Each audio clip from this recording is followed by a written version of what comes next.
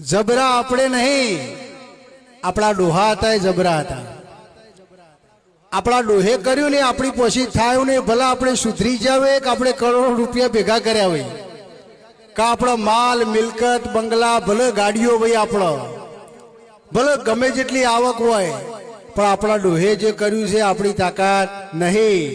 તે હાથ દાડા જોનોર હતી અને હાથ દાડા ડોહા જોનો ખવડાવતા અને પંગત પાડીને ખવડાવતા અને થાળીઓમાં ચાલતા અને આ બધું પંગતમાં હાલતા પંગત પાડીને હાથ દાડા સુધી આ ડોહા ખવડાવતા અને હાથ દાડા જોનો રાખતા. આપણી તાકાત નહીં, આપણે એક દાડો મહેમાન આવો તો એડા પાડી જઈએ.